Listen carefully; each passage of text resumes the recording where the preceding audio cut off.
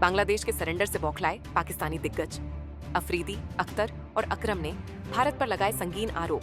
Cricket जगत में मचा हड़कंप। दोस्तों, बेगानी शादी में अब्दुल्ला दीवाना वाली कहावत तो आपने सुनी ही होगी, लेकिन आज पाकिस्तान के इन दिग्गजों ने इसे सच कर दिखाया है। अभी बांग्लादेश क्रिकेट बोर्ड ने भारत के सामने घुटने टेके ही थे और माफी मांगकर मामला शांत ही हुआ था कि अचानक सरहद पार से जहरीले बयानों का ऐसा तूफान आया है जिसने पूरे माहौल को फिर से गरमा दिया है। पाकिस्तान के पूर्व कप्तान शाहिद अफरीदी, रावलपिंडी एक्सप्रेस शोएब अख्तर और स्विंग के सुल्तान वसीम अकरम इस विवाद में जबरदस्ती कूद पड़े हैं। इन तीनों ने मिलकर भारत के खिलाफ जमकर जहर उगलना शुरू कर दिया है। अफरीदी ने तो यहाँ तक कह दिया कि यह दादागिरी बंद करो वरना अंजाम भुगतने के लिए तैयार रहो। आखिर क्यों ये पाकिस्तानी दिग्गज बांग्लादेश के माफी मांगने पर आग बबूला है और क्या है इनकी इस सामूहिक बौखलाहट के पीछे का असली राज? देखिए इस विशेष रिपोर्ट में पूरी सच्चाई। नमस्कार दोस्तों, आज की बड़ी खबर क्रिकेट के मैदान से कम और विवादों के गलियारों से ज्यादा आ रही है। हम सभी जानते हैं कि पिछले कुछ दिनों से Bangladesh cricket board BCB T20 world cup 2026 के लिए भारत आने से कतरा रहा था और सुरक्षा का झूठा बहाना बना रहा था। लेकिन जैसे ही ICC और BCCI ने अपना रौद्र रूप दिखाया और कड़े प्रतिबंधों की चेतावनी दी, बांग्लादेश ने तुरंत सरेंडर कर दिया और लिखित में माफी मांग ली। पूरी दुनिया ने इस फैसले का स्वागत किया, लेकिन पाकिस्तान के इन दिग्गजों को यह शांति और भारत की जीत हजम नहीं हो रही है। शाहिद अफरीदी, वसीम अकरम और शोएब अख्तर ने एक पाकिस्तानी न्यूज चैनल पर बैठकर भारत के खिलाफ मोर्चा खोल दिया है। उन्होंने भारत पर क्रिकेट को अपनी जागीर समझने और छोटे देशों को धमकाने का आरोप लगाया है। आज हम इन तीनों के बयानों का कच्चा चिट्ठा खोलेंगे। सबसे पहले बात करते हैं शाहिद अफरीदी के जहरीले बोल की। अफरीदी ने बांग्लादेश के घुटने टेकने पर गहरी निराशा जताई और कहा, मुझे दुख है कि बांग्लादेश अपने स्टैंड पर कायम नहीं रहा। भारत को लगता है कि उनके पास पैसा है तो वो क्रिकेट के भगवान बन गए हैं। ये जो बुलिंग BCCI कर रहा है, ये खेल के लिए कैंसर के समान है। पहले उन्होंने एशिया कप में पाकिस्तान के साथ यही किया और अब बांग्लादेश को डराकर अपनी बात मनवा ली। ये मनमानी अब वैश्विक क्रिकेट को बर्बाद कर देगी। अफरीदी यही नहीं रुके।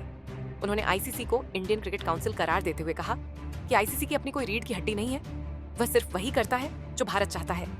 वहीं दूसरी तरफ अपनी तूफानी गेंदबाजी के लिए मशहूर रावलपिंडी एक्सप्रेस शोएब अख्तर ने भी अपनी चिरपरिचित आक्रामकता और तल्ख तेवर दिखाते हुए इस पूरे विवाद में आग उगलना शुरू कर दिया है। अख्तर ने एक निजी TV चैनल पर बेहद गुस्से में कहा कि यार, ये आखिर क्या तमाशा लगा रखा है? ये क्रिकेट हो रहा है या कोई जंग? अगर बांग्लादेश जैसा पड़ोसी मुल्क अपनी टीम की सुरक्षा और खिलाड़ियों की जान को लेकर डरा हुआ है और भारत आने से हिचकिचा रहा है, तो आप उन्हें जबरदस्ती मजबूर कैसे कर सकते हैं? ये सरासर नाइंसाफी है। अख्तर यही नहीं रुके। उन्होंने सीधे तौर पर BCCI पर निशाना साधते हुए आगे कहा कि भारत आज अपनी आर्थिक ताकत और रसूख का गलत इस्तेमाल करके छोटे बोर्ड्स को डरा धमका रहा है। आज आप अपनी जिद के आगे बांग्लादेश को दबा रहे हो और उन्हें माफी मांगने पर मजबूर कर रहे हो। लेकिन याद रखना कि वक्त हमेशा एक जैसा नहीं रहता। जिस दिन दुनिया की सारी क्रिकेट टीमें इस तानाशाही के खिलाफ एक साथ खड़ी हो गई, उस दिन भारत का यह घमंड और दबदबा एक पल में खत्म हो जाएगा। इसका अंजाम भविष्य में क्रिकेट के लिए अच्छा नहीं होगा। इसीलिए मेरी यही सलाह है कि क्रिकेट को गंदी सियासत और वर्चस्व की इस लड़ाई से दूर रखो। शोएब अख्तर का यह कड़क और विवादित बयान साफ तौर पर न केवल बांग्लादेशी फैंस की सहानुभूति बटोरने की कोशिश है, बल्कि ये करोड़ों बांग्लादेशी समर्थकों और वहां के खिलाड़ियों को भारत के खिलाफ उकसाने और अंतर्राष्ट्रीय मंच पर भारत की एक सुरक्षित मेजबान वाली छवि को धूमिल करने की एक सोची समझी और नाकाम साजिश नजर आ रही है। अख्तर के इस भड़काऊ बयान ने भारतीय फैंस के बीच जबरदस्त आक्रोश पैदा कर दिया है, जो इसे केवल एक पड़ोसी मुल्क की जलन के रूप में देख रहे हैं। इतना ही नहीं, पाकिस्तान के दिग्गज गेंदबाज और सुल्तान ऑफ स्विंग के नाम से मशहूर वसीम अकरम ने भी इस पूरे विवाद की जलती आग में घी डालने का काम किया है। अकरम, जो आमतौर पर अपनी संतुलित राय के लिए जाने जाते हैं, आज उन्होंने भी भारत के खिलाफ मोर्चा खोलते हुए कहा कि भारत आज विश्व क्रिकेट में एक ऐसी ताकत बन चुका है जिसका लोहा हर कोई मानता है, लेकिन उन्हें अपने इस ऊंचे रसूख का सम्मान करना चाहिए, न कि इसका बेजा इस्तेमाल दूसरे छोटे और उभरते हुए क्रिकेट बोर्ड्स को नीचा दिखाने या उन्हें दबाने के लिए करना चाहिए। मुझे लगता है कि सुरक्षा और मान सम्मान को लेकर बांग्लादेश की मांग में वाकई दम था और वह जायज थी, लेकिन जिस तरह से पावर का इस्तेमाल कर उन्हें सबके सामने झुकने और लिखित में माफी मांगने पर मजबूर किया गया है, वह कहीं न कहीं खेल भावना यानी स्पिरिट ऑफ क्रिकेट के बिल्कुल खिलाफ है। अकरम का यह बयान साफ तौर पर यह दर्शाता है कि वे भी भारत के इस कड़े रुख से काफी ज्यादा परेशान और आहत नजर आ रहे हैं। अब यहाँ एक बहुत ही बड़ा और अहम सवाल यह उठता है कि जब यह पूरा मुद्दा आधिकारिक तौर पर भारत और बांग्लादेश के बीच सुलझ चुका था और बांग्लादेश क्रिकेट बोर्ड ने खुद अपनी गलती मानकर माफीनामा पेश कर दिया था, तो फिर इन पाकिस्तानी दिग्गजों को इतनी ज्यादा मिर्ची क्यों लगी है? इसके पीछे की 3 बहुत बड़ी और ठोस वजहें अब साफ साफ नजर आने लगी हैं। इसमें सबसे पहली और प्रमुख वजह है एशिया कप 2023 का वो पुराना और गहरा जख्म जो आज भी पाकिस्तान को टीस देता है। आपको याद होगा कि उस समय पाकिस्तान एशिया कप का मुख्य मेजबान था, लेकिन भारत ने सुरक्षा कारणों का हवाला देते हुए वहां जाने से साफ इनकार कर दिया था। उस वक्त भी पाकिस्तान के इन दिग्गजों ने बहुत शोर मचाया था, लेकिन अंत में जीत भारत की ही हुई थी और टूर्नामेंट को हाइब्रिड मॉडल पर कराना पड़ा था। आज जब बांग्लादेश के साथ भी बिल्कुल वैसा ही हुआ, जहां उन्होंने सुरक्षा का बहाना बनाया, लेकिन भारत ने अपनी शर्तों पर उन्हें झुकने पर मजबूर कर दिया और एक बार फिर भारत की बड़ी कूटनीतिक जीत हुई, तो इन तीनों दिग्गजों के वो पुराने जख्म और कड़वी यादें फिर से पूरी तरह हरे हो गए हैं। ये उनकी हताशा ही है जो अब बयानों के जरिए बाहर निकल रही है। दूसरी वजह है भारत विरोधी एजेंडा। पाकिस्तान के ये पूर्व खिलाड़ी अक्सर अपनी प्रासंगिकता बचाए रखने के लिए भारत के खिलाफ बयानबाजी करते हैं ताकि वहां की जनता की सहानुभूति बटोर सकें। और तीसरी सबसे बड़ी वजह है चैंपियंस ट्रॉफी 2025 को लेकर डर। इन्हें पता है कि अगर भारत ने इसी तरह कड़ा रुख अपनाया तो चैंपियंस ट्रॉफी के लिए भी भारतीय टीम पाकिस्तान नहीं जाएगी। इसीलिए ये पहले से ही माहौल बना रहे हैं। हकीकत तो ये है कि जिसे अफरीदी दादागिरी कह रहे हैं, वह दरअसल नियमों का पालन है। वर्ल्ड कप का मेजबान भारत है तो टूर्नामेंट भारत में ही होगा।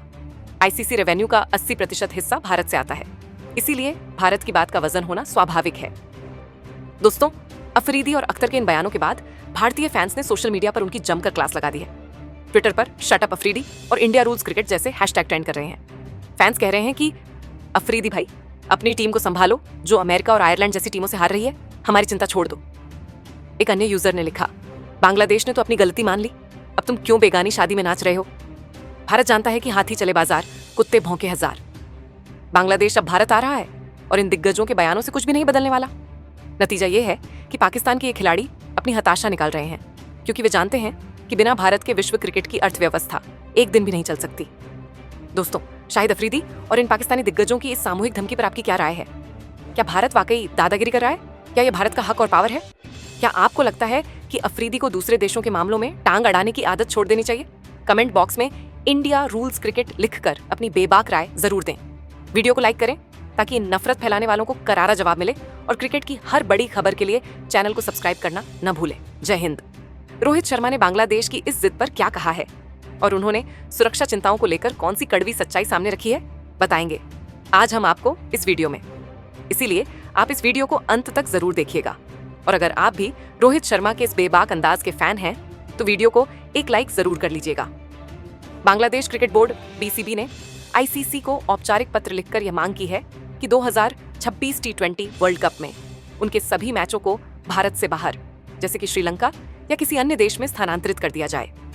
इस विवाद की असली जड़ मुस्तफिजुर रहमान का आईपीएल से बाहर होना है, जिन्हें कोलकाता नाइट राइडर्स ने 9 करोड़ 20 लाख की भारी रकम पर खरीदा था, लेकिन बाद में बीसीसीआई के हस्तक्षेप के कारण उन्हें रिलीज कर दिया गया। बांग्लादेश सरकार और उनके खेल सलाहकार आसिफ नजरुल ने इसे खिलाड़ियों के सम्मान और सुरक्षा से जोड़ते हुए राजनीतिक रंग दे दिया है। उनका तर्क है कि यदि एक खिलाड़ी आईपीएल में सुरक्षित महसूस नहीं करता तो पूरी टीम भारत में विश्व कप खेलने का जोखिम नहीं लेगी। इस तनावपूर्ण माहौल के बीच जब वर्ल्ड कप के ब्रांड एम्बेसडर रोहित शर्मा से सवाल पूछा गया तो उन्होंने बहुत ही कड़े और स्पष्ट शब्दों में अपना पक्ष रखा। रोहित शर्मा ने अपने आधिकारिक बयान में कहा कि क्रिकेट एक ऐसा खेल है जो देशों को जोड़ने का काम करता है, लेकिन इसे बेवजह राजनीति की भेंट चढ़ाना सरासर गलत है। रोहित ने बांग्लादेश की सुरक्षा चिंताओं पर कटाक्ष करते हुए कहा कि भारत दुनिया का सबसे सुरक्षित देश है और हमने दशकों से बड़े बड़े अंतर्राष्ट्रीय आयोजनों की सफल मेजबानी की है। अगर किसी को यहाँ की सुरक्षा पर शक है तो यह उनकी अपनी मानसिकता का दोष है, हमारी व्यवस्था का नहीं। रोहित का यह बयान सीधे तौर पर बांग्लादेशी बोर्ड के उस दावे पर हमला है जिसमें उन्होंने भारत को असुरक्षित बताया था। रोहित शर्मा ने आगे बेहद सख्त लहजे में कहा कि टी20 वर्ल्ड कप जैसे बड़े मंच का ब्रांड एम्बेसडर होने के नाते मैं ये स्पष्ट कर देना चाहता हूँ कि आईसीसी के नियम सभी के लिए एक समान हैं। सभी आप अपनी मर्जी से वेन्यू नहीं बदल सकते। अगर बांग्लादेश को भारत में खेलने से डर लगता है तो उन्हें यह तय करना होगा